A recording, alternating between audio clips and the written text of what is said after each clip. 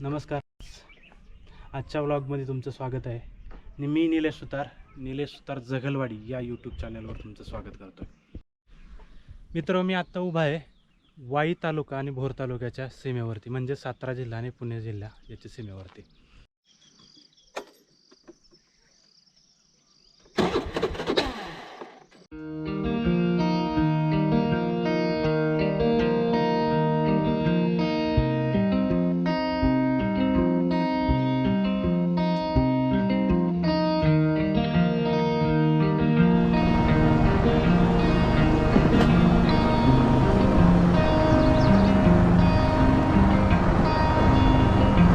सिंहगड, राजगड, तोरणा इथून दृष्टीस पथास येतो आणि हा समोर रेडेश्वर,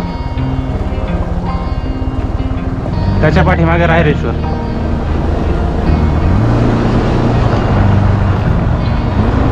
असलं जबरदस्त वातावरण झालंय ना की बस आनंदच भेटतोय. अशा वाटेतून अशा वातावरणात कोणाला सफर करायला आवडणार नाही. भारी ना. आणि हे सगळं टायमिंगवर मिळतं पाहायला. आपली इच्छा पाहिजे, त्यातून वातावरण असं झालं तर आपण बाहेर पडता आलं पाहिजे आपल्याला.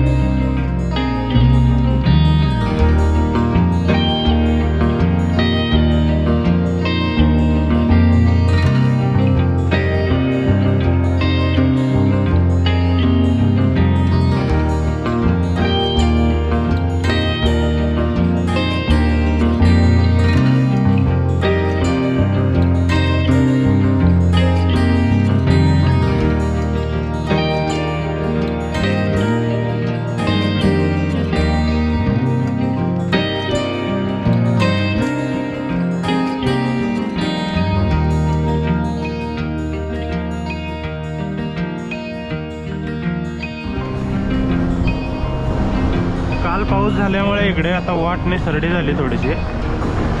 साईडची माती रस्त्यावर आल्यामुळे थोडं जपून चालावं लागते.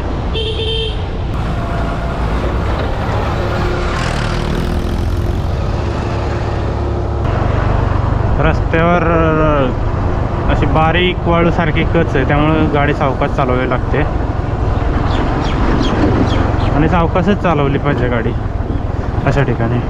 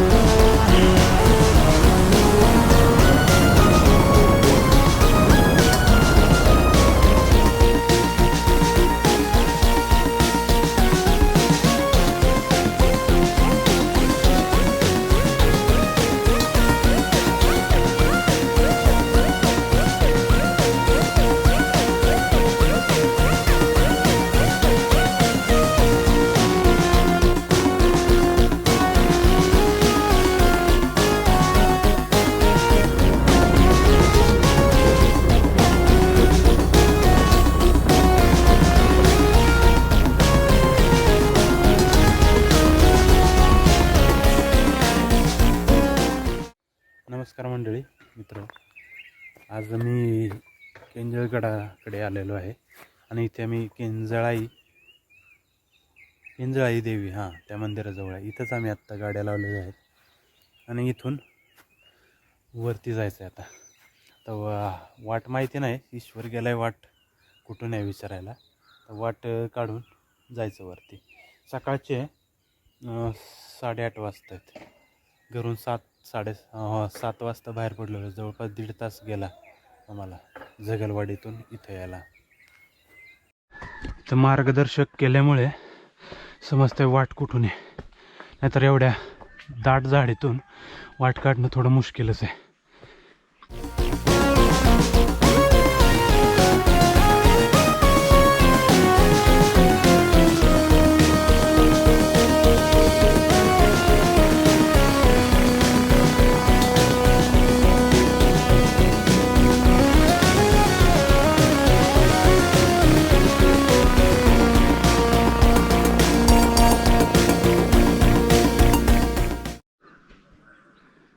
समोर हे रायरेश्वरचं पठार, ही वस्ती केंजाळी मंदिरापासली, आणि इकडे रोहिडेश्वर, मांढरदेवी असा भाग. आणि झालंय असं, आमचा ड्रोन कॅमेरा राहिला डिक्कीमध्येच. ईश्वराला पाठवलं मी कॅमेरा आणायसाठी, बघूया आता कसं काय होतं ते. असं जाईल वेळ, पण शॉट चांगले मिळतील ड्रोनचे.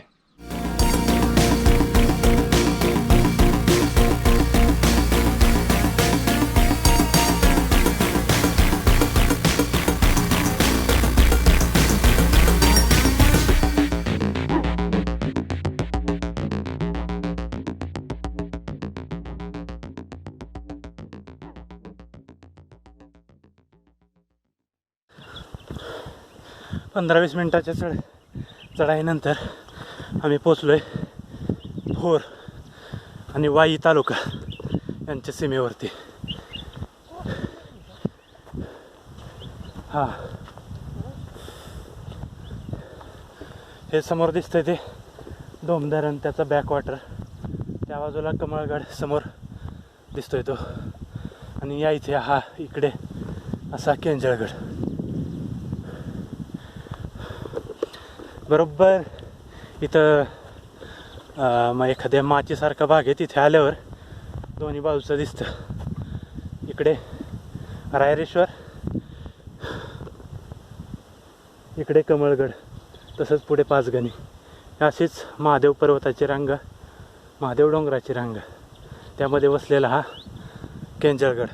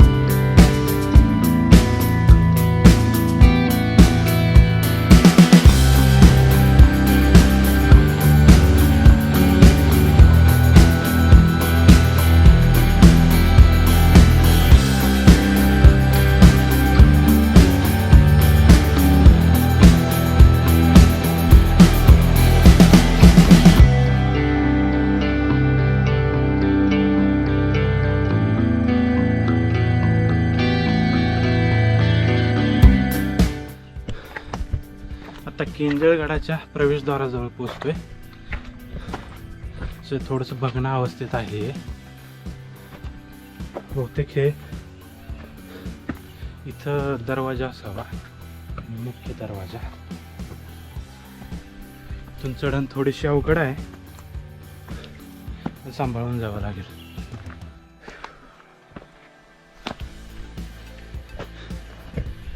या इथे प्रवेशद्वाराजवळ एक गुहा आहे मोठी. इथं खूप मोठी गुहा आहे. अरे बापरे, तुम्ही पाहू शकता.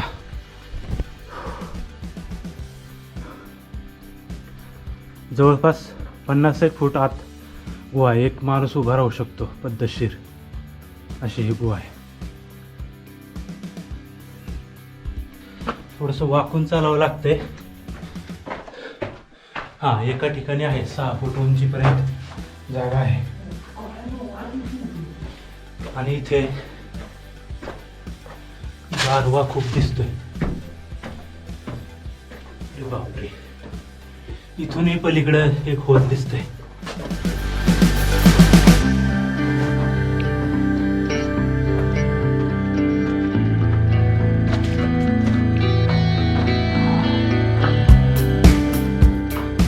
अशा तऱ्हेने खूप मोठी अशी गुहा इथं पाहायला भेटते. ते काहीतरी गुहेचं नाव असावं बहुतेक, पण इथला बोर्ड उन्हामुळे उसट झालेलं आहे, त्याच्यावरचं काही दिसेनासं झालेलं आहे.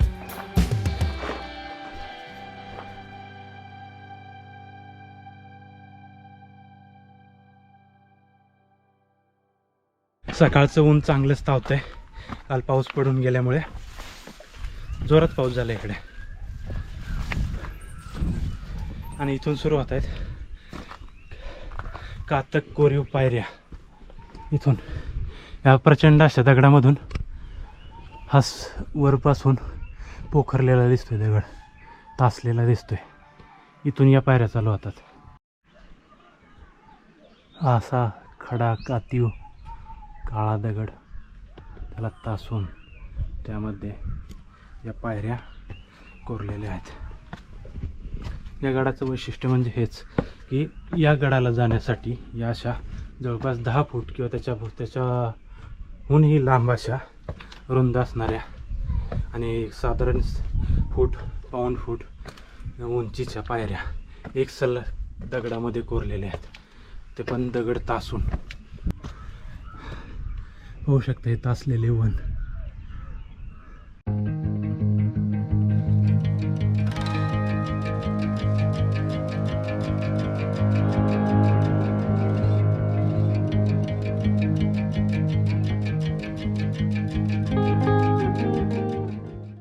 आम्ही आता पोचलेलो आहोत केंजळगडावर, अगदी डोंगराच्या माथ्यावर पठारावर त्या. आणि तुम्ही पाहू शकता आजूबाजूला, एका बाजूला या गडाच्या दक्षिण बाजूला इकडे कमळगड दिसतोय. तो आता त्याच्यावर ढग जमा झालेत. आणि हे धोम धरणाचं बॅकवॉटर. आणि असं धुक्यामध्ये हरवताना हा आता डोंगर दिसेल की नाही काय माहीत, पण बघूयात. मिळेल क्लिअरन्स आम्हाला. छानपैकी धुकाचं मूव होता ना. या सीझन मधला हा धुक्यामधला पहिला ट्रेक.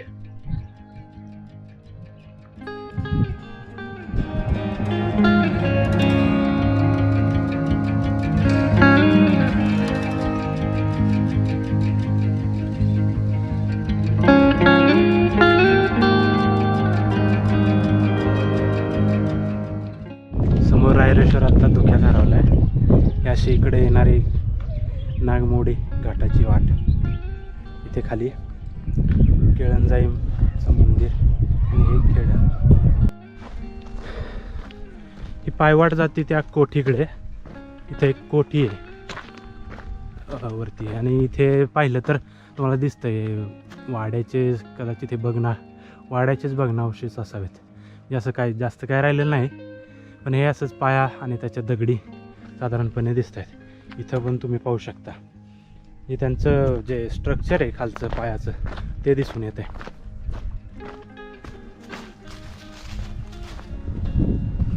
सुंदर असं वातावरण झालंय. 1 जून आणि ही आहे या गडावरची कदाचित हा एक खांबा असावा. आणि या इथे असं भग्नावस्थेमध्ये एक मंदिर आहे.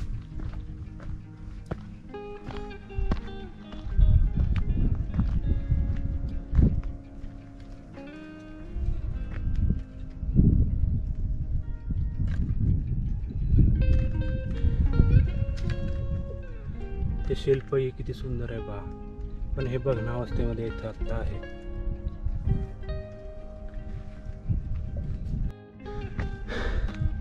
इथे आल्यावर आपण पाहू शकतो इथे दुर्गप्रेमींनी झाडं लावण्याचा प्रयत्न केलेला आहे. झाडं म्हणजे खूप सारे वृक्षारोपण केलेलं आहे. ते असे त्यांना कुंपणं वगैरे बांधलेत, पण हे कुंपणं बहुतेक डोंगर जळाल्यामुळे हे नष्ट झाली. त्याचसोबत छोटी छोटी झाडं पण. त्या आगी लावण्यामुळे खूप नुकसान होतं निसर्गाचं, आपलं नैसर्गिक ठेव्यांचं, नैसर्गिक संपत्तीचं हा एक इथला भग्नावशेष आहे. बहुतेक इथं वाडा वगैरे असावा एक छोटासा.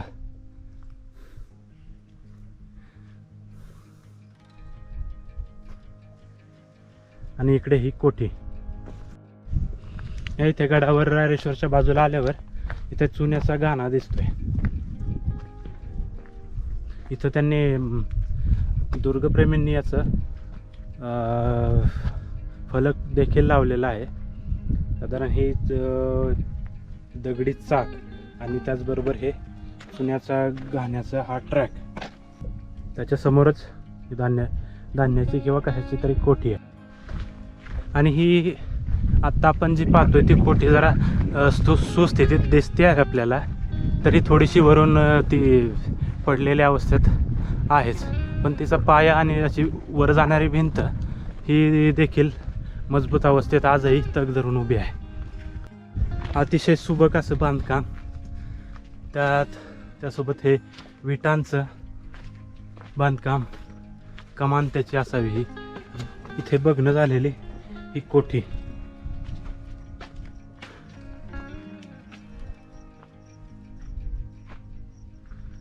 चला तर आज जाऊन पाहूया आपण कसं वाटतं इकडे.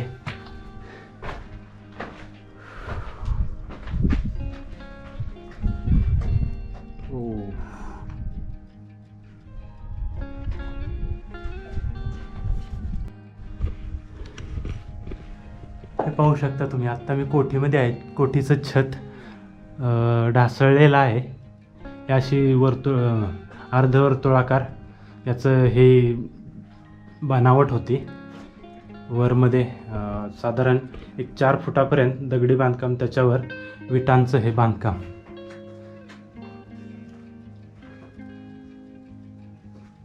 आणि हा मुख्य दरवाजा या कोठीचा.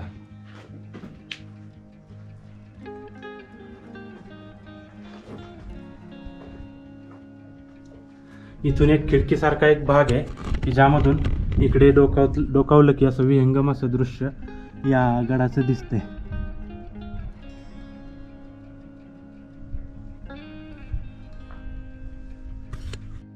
चला तर आता जाऊया पुढच्या ठिकाणाकडे.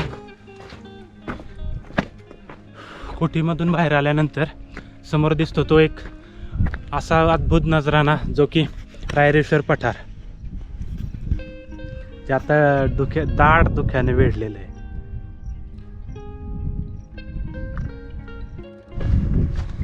कोठीपासून थोडंसं पुढे आल्यानंतर इथे एक घराचा किंवा पूर्वी अस्तित्वात असलेल्या दुसऱ्या कोठीचं साधारणपणे अवशेष बघणं अवस्थेत आहे. मगाशी पाहिल्याप्रमाणे तिथं एक जी कोठी होती तिचं बांधकाम दगडी होतं खाली 4 फुटापर्यंत, तिथून वर विटांचं होतं. तशीच ही एक असावी असा अंदाज बांधता येतोय. आणि त्याच्याच पुढे ही दुसरी चुन्याची कोठी दिसते. त्या कोठीपासून पुढे आल्यानंतर इथे एक वाड्याचा अवशेष दिसतोय. त्याचे चबुतरे दिसत आहेत, म्हणजे पायाचा भाग दिसतोय. तो अर्धवट मातीने झाकलेल्या अवस्थेमध्ये आहे. आणि मी जिथं उभा आहे आता ह्या ढिगाऱ्याखाली त्याचे अवशेष गाडलेले गेलेले असावेत. त्याच्यावर आत्ता गवत उगवत आहे. त्या कोठीपासून साधारणतः एक 30-40 फूट अंतरावर ही दुसरी कोठी. आणि त्याच्याच समोर तो वाड्याचा अवशेष, त्याच्यासमोर आणखी एक कोठीचा अवशेष. असे 3-4 कोठे इथं दिसून येत आहेत. कोठीपासून पुढे आल्यानंतर इकडे पश्चिम बाजूला गेल्यानंतर, रायरेश्वरच्या बाजूला गेल्यानंतर हा असा विहंगम नजराणा दिसतो.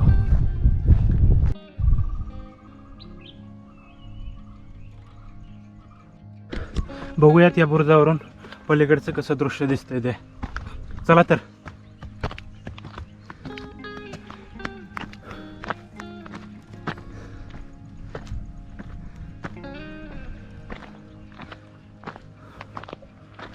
वाह, काय नजराणा आहे.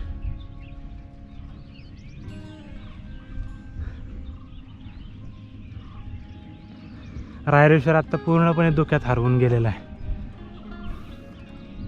ही रायरेश्वर आणि किंजळगड यांना जोडणारी ही दरीसारखा एक भाग आहे.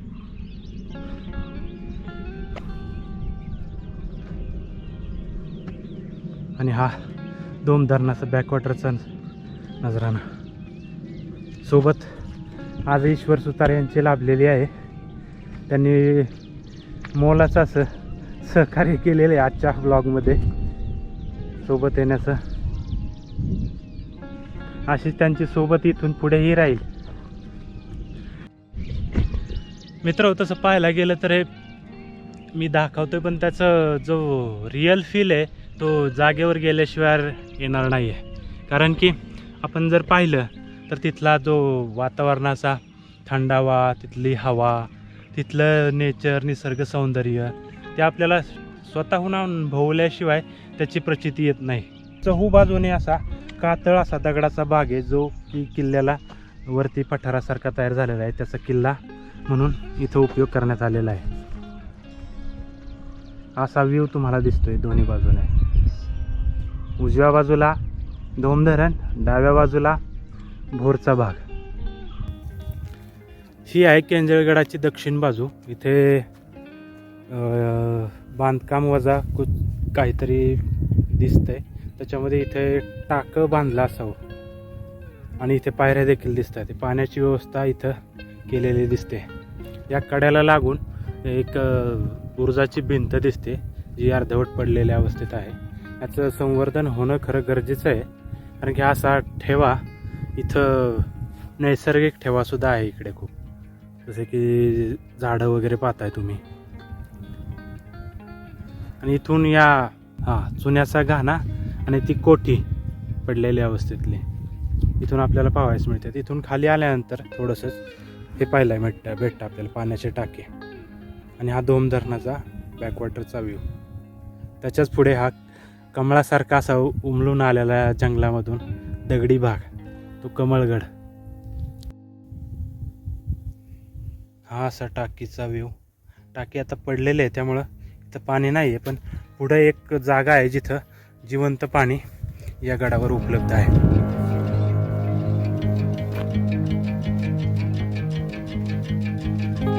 दुर्गसेवकांनी इथं जागोजागी मार्क केलेले आहेत, ज्यामुळे या ठिकाणांची ओळख होते. पिण्याचे पाणी असं इथं लिहिलेलं आहे. आणि हे टाके दगडामध्येच खोदलेले हे टाके आहेत. तुम्ही पाहू शकता अजून इथं पाणी आहे आणि हे पाणी वाहत आहे.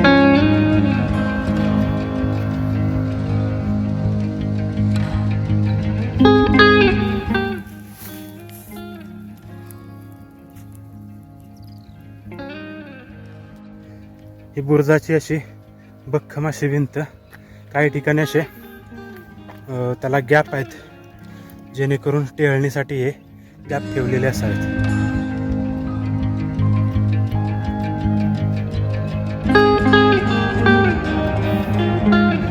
थोडं पुढे जाऊया. पुढे गेल्यानंतर असा विहंगम असं नजराना आपल्याला पाहायला भेटतो धरणाचा, पुढील डोंगराचा. चला तर मंडळी, या परतीचा मार्गाचा आता धरला पाहिजे, कारण की आभाळ जमा झालंय खूप सारं. कारण की दुपारचा पाऊस येतोयच, तो येईल असा अंदाज आहे. कारण की खूप गरम होतं, प्रचंड गरम होतं. आत्ता वाजतायत 10:30, म्हणजे 10:30 होत आहेत आणि आता निघण्याची वेळ झालेली आहे.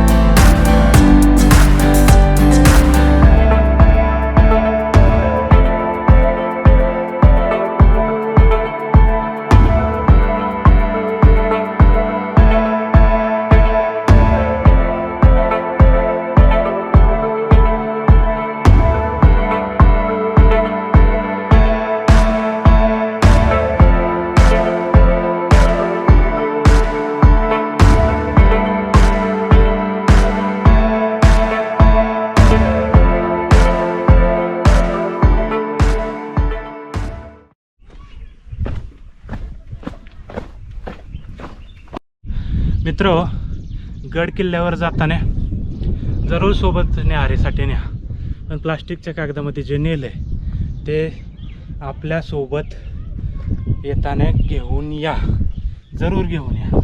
जे नैसर्गिक ठेवे आहेत, जे ऐतिहासिक ठेवे आहेत, त्यांची जपणूक करणं हे आपलं पहिलं कर्तव्य. त्यानंतर पर्यटनासाठी निघणं त्यानंतरची गोष्ट. त्या गोष्टी असतील तरच माझं सांगणं आहे बाहेर पडावं, कारण की स्वच्छ आणि सुंदर जागा कोणाला आवडत नाहीत, सगळ्यांनाच भावतात, पण ती स्वच्छ आणि सुंदर कशी राहील याची काळजी खबरदारी घेणं हेही आपलंच काम आहे. मित्रांनो, आजचा व्लॉग तुम्हाला कसा वाटला हे तुम्ही कमेंटमध्ये सांगालच, कारण की जरूर कळवा तुमच्या कमेंट मला. मी बोलण्याचा थोडासा प्रयत्न करतो आहे, जेणेकरून प्रवास करता करता तुम्हालाही त्याचा आस्वाद घेता येईल. ज्यांना बाहेर पडता येत नाही अशा लोकांसाठी हा माझा व्लॉग पर्वणी ठरू शकतो.